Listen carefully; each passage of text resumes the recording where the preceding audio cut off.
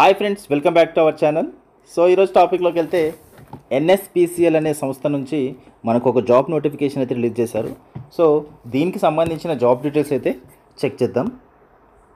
So ఇక్కడ applications are invited from eligible bright dynamic and enterprising candidates in E O grade to join NSPCL as assistant officer environment మేనేజ్మెంట్లో అలాగే assistant officer సేఫ్టీలో. So రెండు రకాల పోస్టులు అయితే ఉన్నాయి. సో రెండు కూడా అసిస్టెంట్ ఆఫీసరే, బట్ డిపార్ట్మెంట్ వచ్చేసి ఒకటి ఎన్విరాన్మెంట్ మేనేజ్మెంట్, ఇంకొకటి ఏమో సేఫ్టీ డిపార్ట్మెంట్. ఇలా రెండు డిపార్ట్మెంట్స్లో అసిస్టెంట్ ఆఫీసర్కి సంబంధించిన వేకెన్సీస్ అయితే రిక్రూట్మెంట్ చేస్తున్నారు. సో ఇక్కడ క్వాలిఫికేషన్ చూసుకున్నట్లయితే graduation engineering degree in environment with at least 60% marks అయితే ఉండాలి. లేదంటే graduate with at least 60% marks with full time PG degree, లేదంటే PG diploma, MSc, MTech in environment engineering, లేదంటే environment science, environment management with at least 60% marks. So environment science కానీ environment మేనేజ్మెంట్లో కానీ పీజీలో ఎంటెక్లో 60% marks. So డిగ్రీలో అయినా ఇంజనీరింగ్లో అయినా 60% ఉండాలి, పీజీలో కూడా 60% మార్క్స్ అయితే ఉండాలి. సో దీనికి ఏజ్ లిమిట్ చూసుకున్నట్లయితే 30 ఇయర్స్ ఉండాలి. సో ఇక్కడ నెంబర్ ఆఫ్ వేకెన్సీస్ అయితే 3 వేకెన్సీస్ ఉన్నాయి. సో ఇవి వచ్చేసి అన్రిజర్వ్డ్లో ఉన్నాయి కాబట్టి ప్రతి ఒక్కరూ అప్లై చేసుకోవచ్చు. అలాగే అసిస్టెంట్ ఆఫీసర్ సేఫ్టీలో చూసుకున్నట్లయితే full time engineering degree in mechanical, electrical, electronics, civil, production, chemical, construction, instrumentation from recognised university. So ఈ బ్రాంచెస్లో ఉన్న వాళ్ళు ఎవరైనా ఇంజనీరింగ్ డిగ్రీ చేసిన వాళ్ళు మినిమం 60% మార్క్స్ అయితే ఉండాలి. సో వాళ్ళు అప్లై చేసుకోవచ్చు. లేదంటే with diploma, advance diploma, PG diploma in industrial safety from central labour institute, లేదంటే regional labour institute, government of India. So ఈ క్వాలిఫికేషన్ ఉన్న వాళ్ళు కూడా మీరైతే అప్లై చేసుకోవచ్చు. దీనికి ఏజ్ లిమిట్ చూసుకున్నట్టయితే 45 ఇయర్స్ అయితే ఉండాలి. 2 వేకెన్సీస్ అయితే ఉన్నాయి. సో ఈ 2 వేకెన్సీస్ కూడా అన్రిజర్వ్డ్లో ఉన్నాయి కాబట్టి ప్రతి ఒక్కరైతే అప్లై చేసుకోవచ్చు.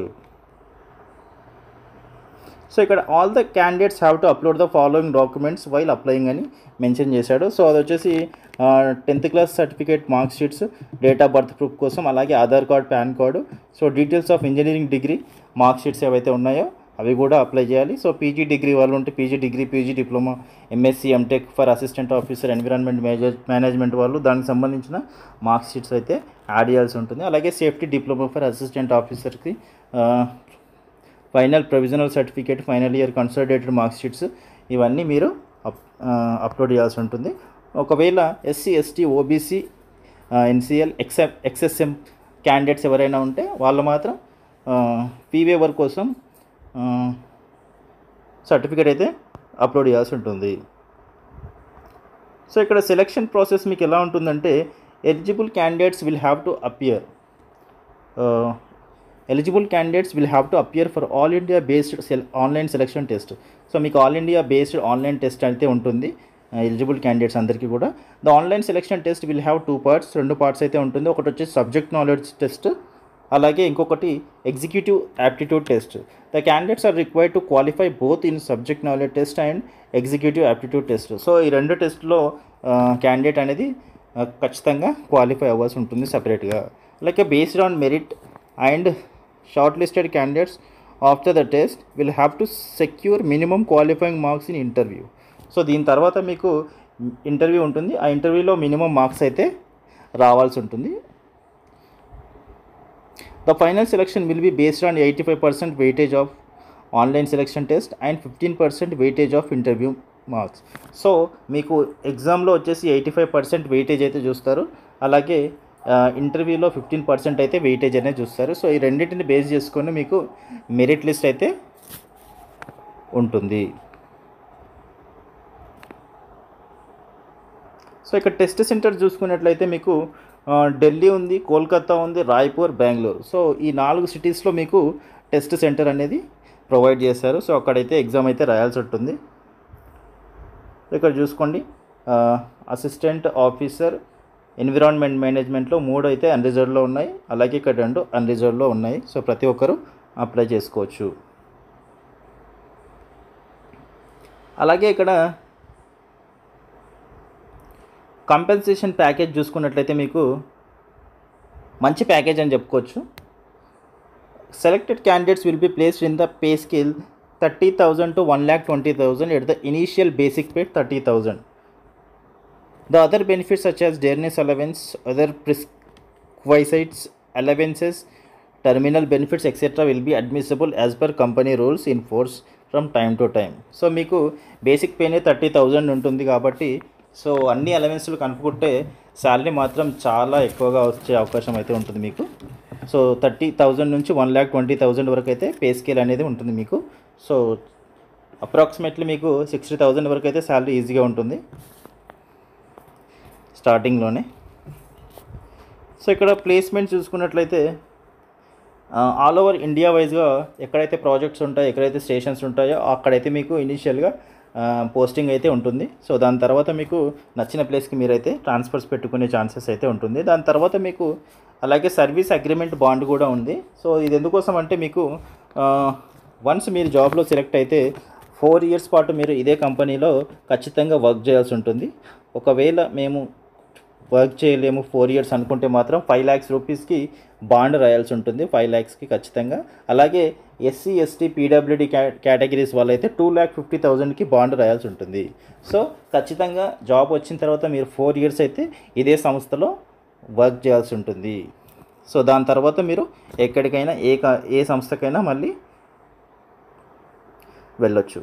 సో ఇక్కడ జనరల్ ఇన్ఫర్మేషన్ అండ్ ఇన్స్ట్రక్షన్స్ అయితే ఇచ్చారు కొన్ని, ఇవైతే ఒకసారి అయితే మీరు చదువుకోవాల్సి ఉంటుంది before applying for the application. Indian citizen అయి ఉంటే సరిపోతుంది, ప్రతి ఒక్కరూ అప్లై చేసుకోవచ్చు. సో ఇక్కడ హౌ టు అప్లై అని ఇచ్చాడు.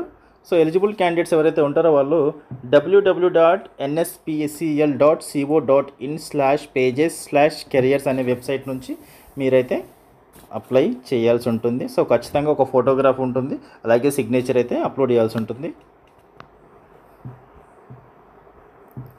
సో ఇక్కడ క్యాండిడేట్స్ చూసుకున్నట్లయితే 300 రూపీస్ అయితే రిజిస్ట్రేషన్ ఫీజు ఉంటుంది. సో అది కూడా నాన్ రిఫండబుల్ ఫీజు. సో ఒక్కసారి కట్టిన తర్వాత మళ్ళీ తీసుకోవడానికి అయితే ఉండదు. 300 రూపీస్ అయితే ఫీజు ఉంది. అలాగే SC ST PWD XSM and female candidates వీళ్ళకి ఎలాంటి ఫీజు అయితే లేదు, వీళ్ళు ఫ్రీగా అప్లై చేసుకునే ఛాన్స్ మాత్రం ఉంటుంది. సో ఎలిజిబుల్ క్యాండిడేట్స్ ఎవరైనా ఉంటే తప్పకుండా అప్లై చేసుకోవచ్చు, ఎందుకంటే ఎగ్జామ్ ఫీజు లేదు కాబట్టి చక్కగా అప్లై చేసుకోవచ్చు. సో పేమెంట్ కూడా ఆన్లైన్లోనే పే చేయాల్సి ఉంటుంది. సో ఇక్కడ చూసుకున్నట్లయితే ఆన్లైన్ అప్లికేషన్స్ వచ్చేసి April 21 నుంచి అయితే స్టార్ట్ అయింది. సో లాస్ట్ డేట్ అయితే May 5 వరకు అయితే ఉంది. సో May 5 లోపు ఖచ్చితంగా మీరు అప్లై చేసుకోవడానికి ప్రయత్నం చేయండి. సో లాస్ట్లో చేసుకుంటే మాత్రం వెబ్సైట్ బిజీగా ఉంటుంది కాబట్టి మీ అప్లికేషన్ అయితే పూర్తయ్యే ఛాన్స్ ఉండదు. కాబట్టి యాజ్ సూన్ యాజ్ పాసిబుల్ మీరైతే తొందరగా అప్లై చేసుకునే ప్రయత్నం అయితే చేయండి. సో ఇది ఫ్రెండ్స్ ఈ జాబ్కి సంబంధించినటువంటి డీటెయిల్స్. ఐ హోప్ ఈ ఇన్ఫర్మేషన్ అయితే మీకు ఖచ్చితంగా యూస్ఫుల్ అవుతుంది అనుకుంటున్నాను. ఐ హోప్ ఈ ఇన్ఫర్మేషన్ మీకు నచ్చితే కనుక వీడియోని లైక్ చేసి, షేర్ చేసి, కామెంట్ చేయండి. అలాగే తప్పకుండా మన ఛానల్ అయితే సబ్స్క్రైబ్ చేసుకోండి. And thank you so much for watching this video.